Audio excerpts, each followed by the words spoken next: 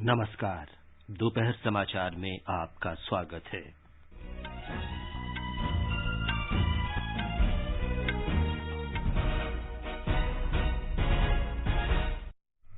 प्रधानमंत्री नरेंद्र मोदी ने कहा, कोविड टीकाकरण कार्यक्रम की सफलता भारत के सामर्थ्य को दर्शाती है।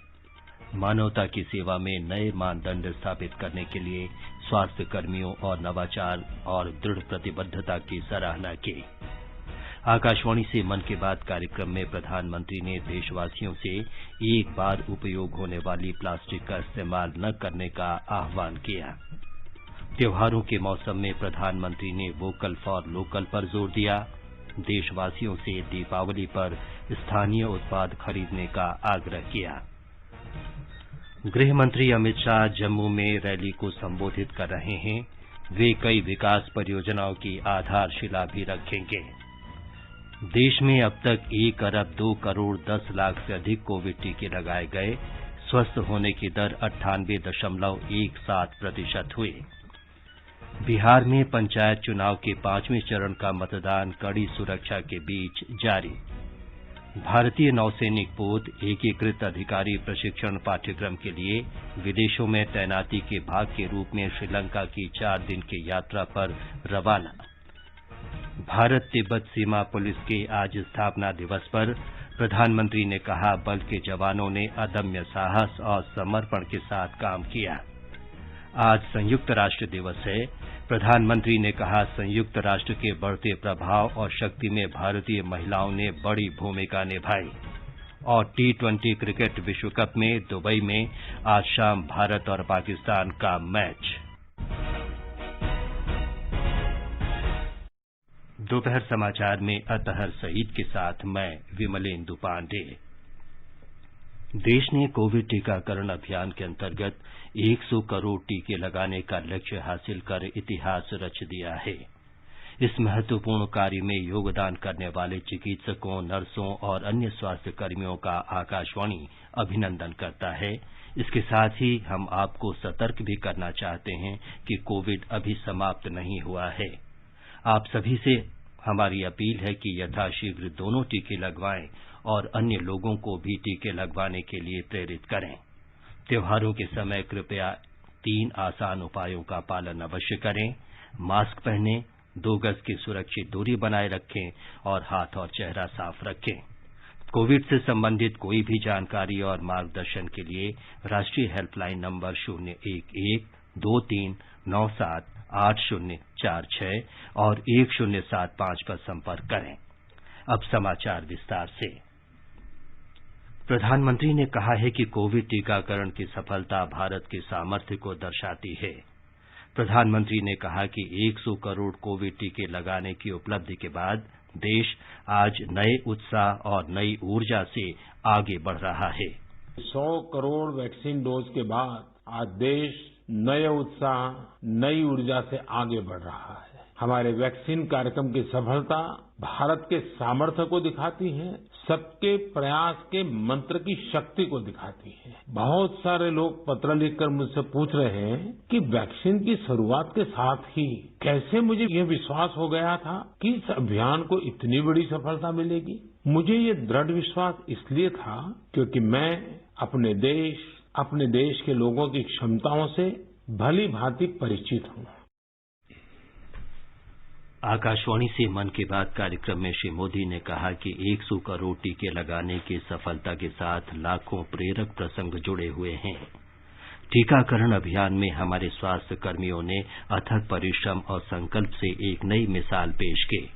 हमारे स्वास्थ्य कर्मियों ने अपने अथक परिश्रम और संकल्प से एक नई मिसाल पेश की। उन्होंने इनोवेशन के साथ अपने दृढ़ निश्चय से मानवता की सेवा का एक नया मानदंड स्थापित किया। उनके बारे में अनगिनत उदाहरण है जो बताते हैं कि कैसे उन्होंने तमाम चुनौतियों को पार करते हुए अधिक से अधिक लोगों को सुरक्षा कवच प्रदान किया। प्रधानमंत्री ने आगामी रविवार को सरदार पटेल की जयंती को ध्यान में रखते हुए स्वतंत्र भारत के प्रथम गृह मंत्री लौह पुरुष सरदार वल्लभ भाई पटेल को नमन किया। उन्होंने लोगों का आह्वान किया कि सरदार पटेल की जयंती को राष्ट्रीय एकता दिवस के रूप में मनाते समय एकता का संदेश देने वाली किसी न किसी गतिविधि से अवश्य जुड़ें।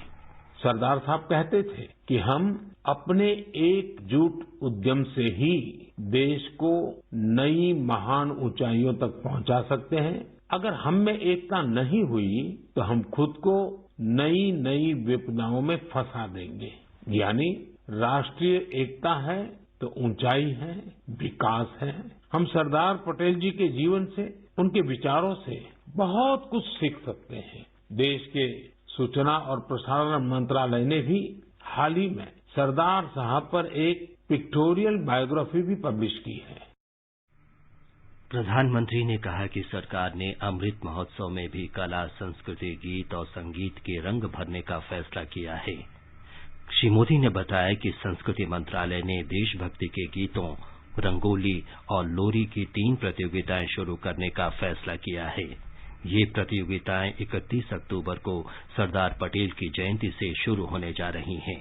हमारे यहाँ रंगोली के जरिए त्योहारों में रंग भरने की परंपरा तो सदियों से है। रंगोली में देश की विविधता के दर्शन होते हैं। अलग अलग राज्यों में अलग अलग नामों से अलग अलग थीम पर रंगोली बनाई जाती है। इसलिए संस्कृति मंत्रालय इससे भी जुड़ा एक नेशनल कंपटीशन करने जा रहा है। आप कल्पना करिए, जब आजादी के आंदोलन से जुड़ी रंगोली बनेगी, लोग अपने द्वार पर, दीवार पर किसी आजादी के मतवाले का चित्र बनाएंगे, आजादी की इस घटना को रंगों से दिखाएंगे, तो अमृत महोत्सव का भी रंग और बढ़ जाएगा।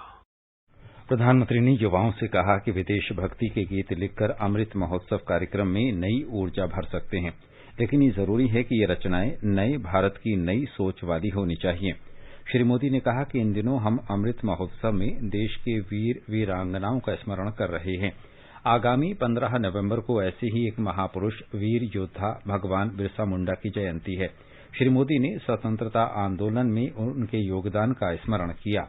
अगले महीने 15 नवंबर को हमारे देश के ऐसे ही महापुरुष वीर योद्धा भगवान बिरसा मुंडा जी की जन्म जयंती आने वाली है। भगवान बिरसा मुंडा को धरती आबा भी कहा जाता है। क्या आप जानते हैं कि इसका अर्थ क्या होता है? इसका अर्थ है धरती पिता। उन्होंने हमें अपनी संस्कृति और जड़ों के प्रति गर्व करना सिखाया। विदेशी हुकूमत ने उन्हें कितनी धमकियां दी, कितना दबाव बनाया, लेकिन उन्होंने आदिवासी संस्कृति को नहीं छोड़ा। मैं धरती आबा बिरसा मुंडा को नमन करता हूं और युवाओं से आग्रह करता हूं कि उनके बारे में और पढ़ें। प्रधानमंत्री ने कहा कि 24 अक्टूबर को हर वर्ष संयुक्त राष्ट्र दिवस मनाया जाता है। इसी दिन संयुक्त राष्ट्र की स्थापना हुई थी। श्री मोदी ने याद दिलाया कि भारतीय महिलाओं ने संयुक्त राष्ट्र का प्रभाव और उसकी शक्ति बढ़ाने में बड़ी भूमिका निभाई थी। 1947-48 में जब यूएन ह्यूमन राइट्स का यूनिवर्सल डिक्लेरेशन तैयार हो रहा था, तो उस डिक्लेरेशन में लिखा जा रहा था all man are created equal. लेकिन भारत के एक डेलीगेट ने इस पर आपत्ति जताई और फिर यूनिवर्सल डिक्लेरेशन में लिखा गया all human beings are created equal. ये बात जेंडर इक्वलिटी की भारत की सदियों पुरानी परंपरा के अनुरूप थी। श्रीमती हंसा मेहता वो डेलीगेट थी जिनकी वजह से ये संभव हो पाया। उसी दौरान एक अन्य डेलीगेट श्रीमती लक्ष्मी मेनन ने जेंडर इक्वलिटी के मुद्दे पर जोरदार तरीके से अपनी बात रखी थी। यही नहीं, 1953 में श्रीमती विजया लक्ष्मी पंडित यूएन जनरल असेंबली की पहली महिला प्रेसिडेंट भी बनी थी। श्री मोदी ने कहा कि भारत ने सदैव विश्व शांति के लिए काम किया है। श्री मोदी ने पूर्व प्रधानमंत्री अटल बिहारी वाजपेयी के शब्दों की याद दिलाई। 1977 में संयुक्त राष्ट्र में हिंदी में उनके संबोधन को उद्धृत किया। आज मैं मन की बात के श्रोताओं को अटल जी के उस संबोधन का एक अंश सुनाना चाहता हूं। सुनिए अटल जी की ओजस्वी आवाज।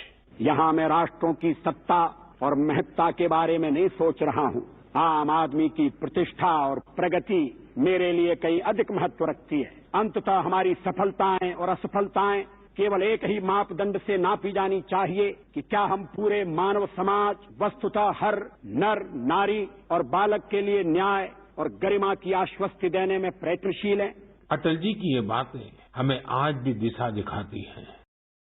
प्रधानमंत्री ने कहा कि पहले ये माना जाता था कि सेना और पुलिस जैसी सेवा केवल पुरुषों के लिए होती है, लेकिन आज ऐसा नहीं है।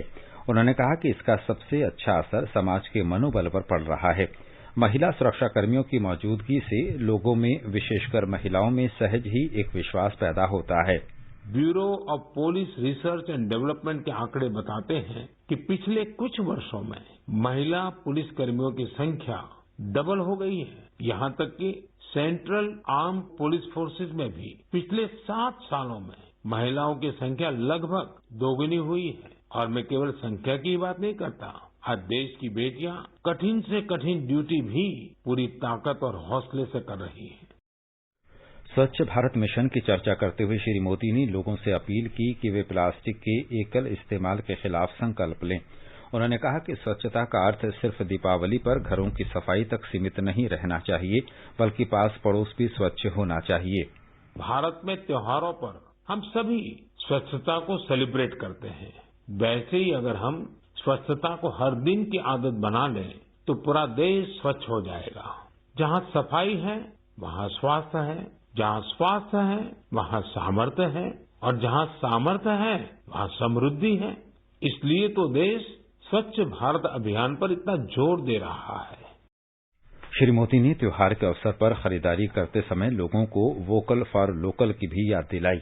3 त्योहार तो होंगे ही होंगे। इसी दौरान छठ पूजा भी होगी। नवंबर में ही गुरु नानक देव जी की जयंती भी है। इतने त्योहार एक साथ होते हैं तो उनकी तैयारियां भी काफी पहले से शुरू हो जाती हैं। आप सब भी अभी से खरीदारी का प्लान करने लगे होंगे, लेकिन आपको याद है ना, खरीदारी मतलब वोकल फॉर लोकल। आप लोकल खरीदेंगे तो आपका त्योहार भी रोशन होगा और किसी गरीब भाई बहन, किसी कारीगर, किसी बुनकर के घर में भी रोशनी आएगी। ये समाचार हमारी वेबसाइट newsonair.com/हिंदी और हमारे mobile app news on AIR पर भी उपलब्ध हैं। चलो मिलकर एक शुरुआत करें, चलो एक फैसला आज करें, मास्क नहीं तो टोकेंगे, कोरोना को रोकेंगे, चलो एक इरादा करते हैं, चलो कुछ वादा करते हैं, मास्क नहीं तो टोकेंगे, कोरोना को रोकेंगे। दोपहर समाचार में आपका फिर स्वागत है। गृह मंत्री अमित शाह ने आज जम्मू में कई कार्यक्रमों में हिस्सा लिया और विभिन्न विकास परियोजनाओं की आधारशिला रखी। श्री शाह ने जम्मू के भगवती नगर में जनसभा को संबोधित करते हुए कहा कि केंद्र शासित प्रदेश में विकास का युग शुरू हो गया है। आज मैं जम्मू में आया हूं, सबसे पहले ये कहने आया हूं कि जम्मू वालों के साथ अन्याय का समय समाप्त हो चुका है। अब कोई आपके साथ अन्याय नहीं कर सकता। विकास दोनों का साथ में होगा, कश्मीर का भी होगा, जम्मू का भी होगा। दोनों मिलकर भारत को आगे बढ़ाने के लिए एक साथ प्रयत्न करेंगे। गृह मंत्री ने कहा कि दहशतगर्दी पूरी तरह खत्म होनी चाहिए। पहाड़ियों और गुर्जर भाइयों को सारे अधिकार दिए जाएंगे। उन्होंने कहा कि प्रेमनाथ डोगरा की आत्मा प्रधानमंत्री नरेंद्र मोदी को आशीर्वाद देती होगी। पूरे भारत के लोग प्रेमनाथ डोगरा जी को कभी भुला नहीं सकते, जिसने प्रजा परिषद की स्थापना कर श्यामा प्रसाद जी के साथ एक देश में 2 निशान, 2 विधान, 2 प्रधान नहीं चलेंगे का नारा दिया। और आज उसी दिन पर आज हम सब लोग यहाँ एकत्रित आए हैं। जहाँ पर भी प्रेमनाथ जी की आत्मा होगी, श्यामा प्रसाद जी का आत्मा जहाँ पर भी होगा, ऊपर से हमारे देश के प्रधानमंत्री श्री नरेंद्र मोदी को लाख लाख अभिनंदन और आशीर्वाद। श्री शाह ने कहा कि जम्मू कश्मीर में सफाई कर्मचारी एक्ट को लागू किया गया है। 7 मेडिकल कॉलेजों की स्थापना भी की जा चुकी है। इस अवसर पर जम्मू कश्मीर के उपराज्यपाल मनोज सिन्हा ने कहा कि आम आदमी के जीवन की न्यूनतम आवश्यकताओं को पूरा करने के लिए अनेक योजनाएं शुरू कर दी गई हैं। आजादी के बाद से जम्मू कश्मीर के सभी स्कूलों, आंगनबाड़ी सेंटर तथा अस्पतालों को आज पहली बार आदरणीय गृह मंत्री जी ने पाइप्ड वाटर कनेक्शन से जोड़ा। मैं कहना चाहता हूं कि शहरी निकायों में आज से कूड़ा उठान का काम पूरी तरह से पूरे जम्मू और कश्मीर में प्रारंभ कर दिया गया। सामान्य आदमी के जीवन की जो न्यूनतम आवश्यकताएं हैं, चाहे वो सड़क हो, बिजली हो, पानी हो, मैं आपको बताना चाहता हूं, पहले से 2200-2300 किलोमीटर सड़क बनती थी। आज इस साल 8,000 किलोमीटर मैग्नेमाइजेशन जम्मू कश्मीर का आरएनबी विभाग कर रहा है। प्रधानमंत्री ग्राम सड़क योजना के अंतर्गत भी देश में तीसरा स्थान जम्मू कश्मीर को मिला है। बिहार में पंचायत चुनाव के 5वें चरण के लिए कड़ी सुरक्षा के बीच मतदान जारी है। सुबह 7 बजे से शुरू हुआ मतदान शाम 5 बजे तक चलेगा। पटना, गया और मधुबनी सहित 38 जिलों के 58 प्रखंडों में मतदान हो रहा है। राज्य में पहली बार पंचायत चुनाव में इलेक्ट्रॉनिक वोटिंग मशीनों का इस्तेमाल किया जा रहा है। मतगणना 26 और 27 अक्टूबर को होगी। आगे बढ़ने से पहले मुख्य समाचारों पर एक नजर। प्रधानमंत्री नरेंद्र मोदी ने कहा, कोविड टीकाकरण कार्यक्रम की सफलता भारत के सामर्थ्य को दर्शाती है। मानवता की सेवा में नए मानदंड स्थापित करने के लिए स्वास्थ्य कर्मियों के नवाचार और दृढ़ प्रतिबद्धता की सराहना की। आकाशवाणी से मन की बात कार्यक्रम में प्रधानमंत्री ने देशवासियों से एक बार उपयोग होने वाली प्लास्टिक का इस्तेमाल न करने का आह्वान किया। त्योहारों के मौसम में प्रधानमंत्री ने वोकल फॉर लोकल पर जोर दिया। देशवासियों से दीपावली पर स्थानीय उत्पाद खरीदने का आग्रह किया। गृहमंत्री अमित शाह ने जम्मू में रैली को संबोधित किया। कई विकास परियोजनाओं की आधारशिला भी रखी। देश में अब तक 1 अरब 2 करोड़ 10 लाख से अधिक कोविड टीके लगाए गए। स्वस्थ होने की दर 98.17% हुई। बिहार में पंचायत चुनाव के 5वें चरण का मतदान कड़ी सुरक्षा के बीच जारी। भारतीय नौसैनिक जहाज एकीकृत अधिकारी प्रशिक्षण पाठ्यक्रम के लिए विदेशों में तैनाती के भाग के रूप में श्रीलंका की 4 दिन की यात्रा पर रवाना। भारत तिब्बत सीमा पुलिस ने आज स्थापना दिवस पर प्रधानमंत्री ने कहा, बल के जवानों ने अदम्य साहस और समर्पण के साथ काम किया। आज संयुक्त राष्ट्र दिवस है। प्रधानमंत्री ने कहा, संयुक्त राष्ट्र के बढ़ते प्रभाव और शक्ति में भारतीय महिलाओं ने बड़ी भूमिका निभाई। T20 क्रिकेट विश्व कप में दुबई में आज शाम भारत और पाकिस्तान का मैच।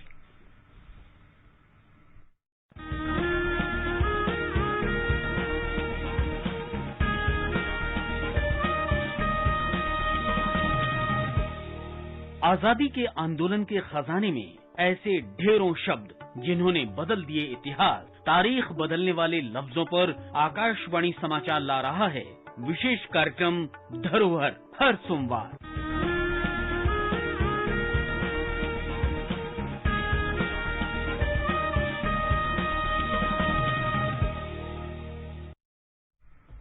राष्ट्रव्यापी टीकाकरण अभियान के अंतर्गत देश में अब तक कोविड के 102 करोड़ 10 लाख से अधिक टीके लगाए जा चुके हैं। पिछले 24 घंटे में 77,40,000 से अधिक टीके लगाए गए। इस अवधि के दौरान कोरोना के लगभग 16,000 नए रोगी सामने आए, जबकि लगभग 16,000 लोग स्वस्थ हुए। पिछले 24 घंटों के दौरान कोरोना से 561 लोगों की मौत हुई। देश में कोरोना से स्वस्थ होने की दर 98.17% है। भारतीय नौसेना का पहला प्रशिक्षण स्क्वाड्रन आज से 4 दिन के लिए श्रीलंका रवाना हो रहा है। इसमें भारतीय नौसेना के पोत सुजाता, मगर, शार्दुल, सुदर्शनी और तरंगिणी तथा तटरक्षक गार्ड का जहाज विक्रम शामिल हैं।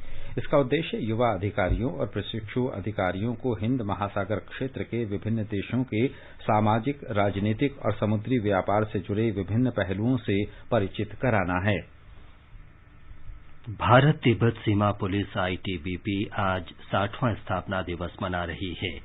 प्रधानमंत्री नरेंद्र मोदी ने बल के जवानों को स्थापना दिवस पर बधाई दी है। ट्वीट संदेश में श्री मोदी ने कहा कि अरुणाचल प्रदेश के घने जंगलों से लेकर हिमालय की बर्फीली ऊंचाइयों तक आईटीबीपी के जवानों ने जब भी देश को उनकी जरूरत पड़ी, उन्होंने अदम्य साहस और समर्पण के साथ काम किया। प्रधानमंत्री नरेंद्र मोदी ने जाने माने कार्टूनिस्ट आर.के. लक्ष्मण को 100वीं जयंती पर श्रद्धांजलि अर्पित की है।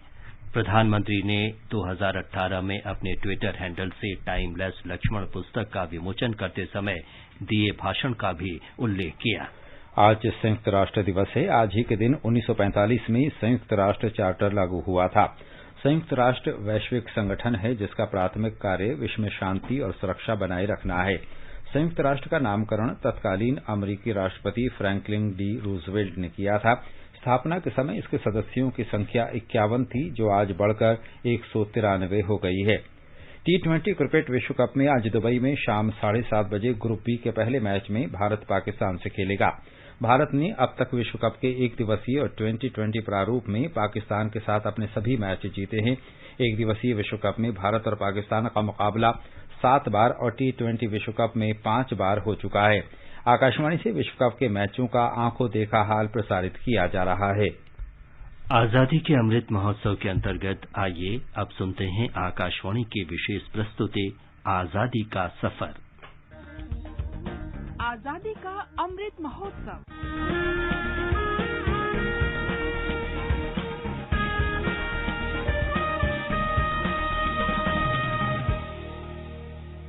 आजादी का सफर आकाशवाणी के संग भारत का शानदार स्वाधीनता संघर्ष आधुनिक विश्व के महानतम संघर्षों में से एक है।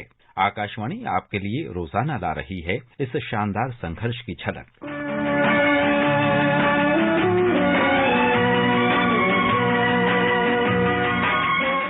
आज जयदेव कपूर की जयंती है। उनका जन्म 24 अक्टूबर 1908 को उत्तर प्रदेश के हरदोई में हुआ था। कानपुर के डीएवी कॉलेज में पढ़ाई के दौरान वे शिव वर्मा के साथ हिंदुस्तान रिपब्लिकन एसोसिएशन में शामिल हो गए। 1925 में जयदेव को बनारस में क्रांतिकारी नेटवर्क विकसित करने की जिम्मेदारी सौंपी गई। इसलिए उन्होंने बनारस हिंदू विश्वविद्यालय में बीएससी पाठ्यक्रम में प्रवेश लिया। वहां भगत सिंह उनके साथ कई दिन तक लिम्बड़ी हॉस्टल में रहे। जयदेव कपूर ने आगरा में बम बनाने का प्रशिक्षण लिया था। उन्होंने ट्रेड डिस्प्यूट बिल और पब्लिक सेफ्टी बिल के विरोध में असेंबली में बम गिराने की घटना में महत्वपूर्ण भूमिका निभाई थी। जयदेव कपूर को गिरफ्तार कर लिया गया और अंडमान निकोबार की सेल्यूलर जेल भेज दिया गया, जिसे काला पानी के नाम से जाना जाता था।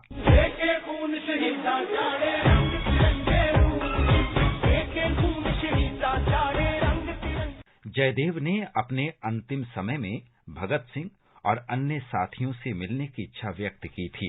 भगत सिंह ने अपने नए जूते ये कहते हुए जयदेव को दिए थे कि पुलिस उन्हें छीन लेगी और कम से कम जयदेव कपूर तो उन्हें पहन सकेंगे। जयदेव कपूर ने उन जूतों को स्मृति के रूप में संभाल कर रखा। वे सेल्यूलर जेल में 16 वर्ष रहे और स्वतंत्रता से कुछ वर्ष पहले रिहा किए गए। हिंदू मुस्लिम ते सिखा ने जान दी बाजी लागे, भारत मां दी छोड़ी एक बूंद लहू दी बागे। आज लक्ष्मी सहगल की भी जयंती है। उनका जन्म 24 अक्टूबर 1914 को मद्रास में हुआ था। लक्ष्मी के पिताजी का नाम एस स्वामीनाथन और माताजी का नाम एवी अम्मुकुट्टी था। अम्मुकुट्टी स्वामीनाथन सामाजिक कार्यकर्ता और स्वाधीनता सेनानी थी, जो बाद में भारत की संविधान सभा की सदस्य भी बनी। हाई स्कूल करने के बाद लक्ष्मी ने मद्रास मेडिकल कॉलेज में पढ़ाई की, जहां से उन्होंने 1938 में MBBS की डिग्री हासिल की। इस दौरान लक्ष्मी और उनका परिवार स्वाधीनता संघर्ष में भी शामिल रहा। 26 वर्ष की युवा डॉक्टर लक्ष्मी 1940 में सिंगापुर चली गयीं। उन्हें पता चला कि सुभाष चंद्र बोस आजाद हिंद फौज में महिलाओं को भर्ती करने के इच्छुक हैं। जब सुभाष चंद्र बोस सिंगापुर आए तो लक्ष्मी ने उनसे मुलाकात का आग्रह किया। नेताजी से मुलाकात के बाद लक्ष्मी को महिला रेजिमेंट बनाने की जिम्मेदारी मिल गई। नेताजी इतना अच्छी तरह समझाया और उन लोगों को बता दिया कि आप लोग सिर्फ देश का आजादी के लिए नहीं है, महिला मुक्ति के लिए भी आप लोग लड़ेंगे। खराब लगता है कि हमारे देश में हम लोग सिर्फ अंग्रेजों से गुलाम नहीं है, हमारा सामाजिक भी ऐसे बुराई हैं जिससे हम लोग खुद गुलाम को बनाते हैं। इस रेजिमेंट को रानी झांसी रेजिमेंट नाम दिया गया। इस तरह डॉक्टर लक्ष्मी स्वामीनाथन कैप्टन लक्ष्मी बन गयीं। दिसंबर 1944 में आजाद हिंद फौज ने बर्मा के लिए कूच किया। मार्च 1944 में जापानी सेना ने ब्रिटिश भारत के पूर्वी क्षेत्र पर हमला शुरू किया। आजाद हिंद फौज के स्पेशल सर्विस ग्रुप को नया रूप दिया गया। उन्नत जापानी यूनिट के साथ इसका नाम बहादुर ग्रुप रखा गया। इसकी मदद से जापानी सेना ने ऊपरी बर्मा क्षेत्र और मणिपुर में बढ़त बनाई। ब्रिटिश सीमा क्षेत्र में इस बहादुरी भरे कार्य में बड़ी संख्या में भारतीय सैनिक शामिल थे, जिससे उनमें अंग्रेजों को परास्त करने का उत्साह पैदा हुआ। मई 1945 में कैप्टन लक्ष्मी को ब्रिटिश सेना ने गिरफ्तार कर लिया। वे बर्मा के जंगलों में मार्च 1946 तक नजरबंद रहीं। तब उन्हें भारत भेज दिया गया।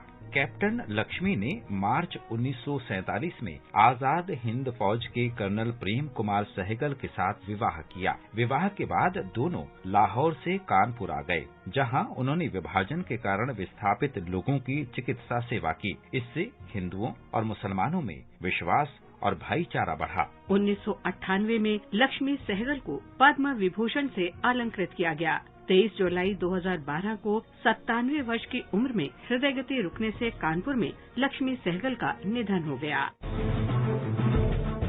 24 अक्टूबर रफी अहमद किदवई की भी पुण्यतिथि है। रफी अहमद किदवई का जन्म उत्तर प्रदेश के बाराबंकी जिले में 18 फरवरी 1894 को हुआ था। किदवई 1920 के दशक में खिलाफत आंदोलन में विशेष रूप से सक्रिय रहे। उस समय तक वे इंडियन नेशनल कांग्रेस के सदस्य के रूप में जाने जाते थे। उन्हें असहयोग आंदोलन के दौरान जेल हुई और 1922 में वे रिहा किए गए।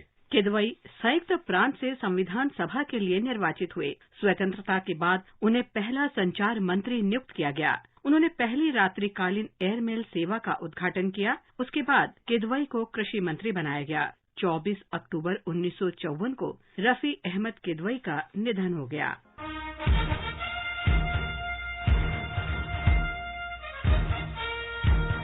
आज बस इतना ही। आजादी का सफर आकाशवाणी के संग। कल फिर मिलेंगे नई कड़ी के साथ।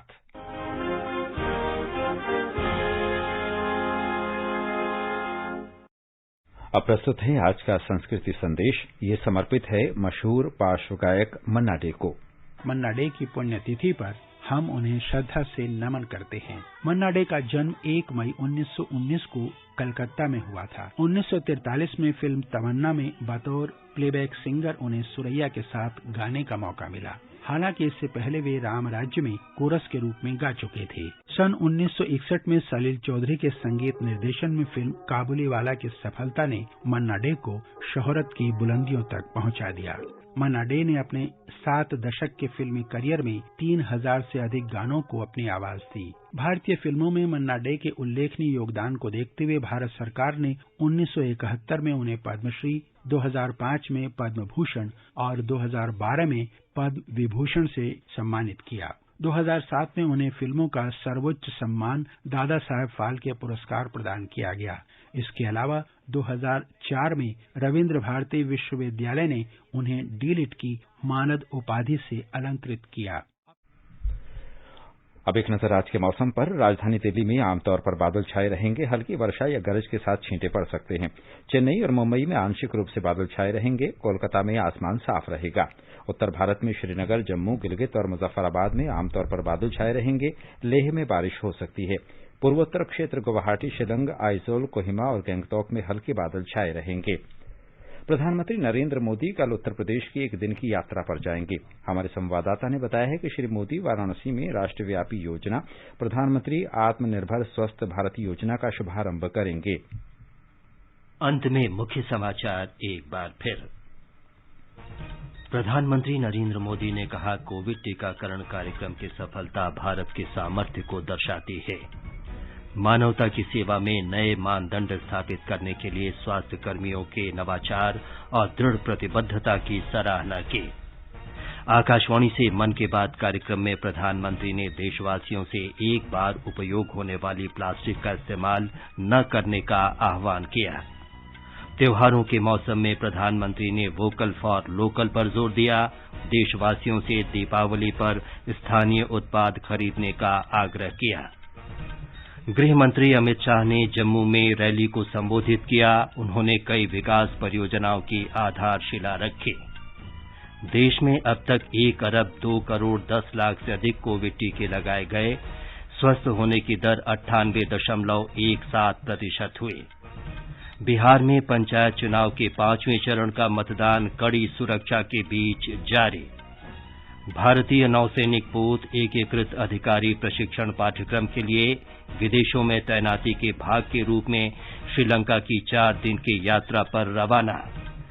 भारत तिब्बत सीमा पुलिस के आज स्थापना दिवस पर प्रधानमंत्री ने कहा, बल के जवानों ने अदम्य साहस और समर्पण के साथ काम किया। और आज संयुक्त राष्ट्र दिवस है। इसके साथ ही दोपहर समाचार का ये अंक समाप्त हुआ। नमस्कार।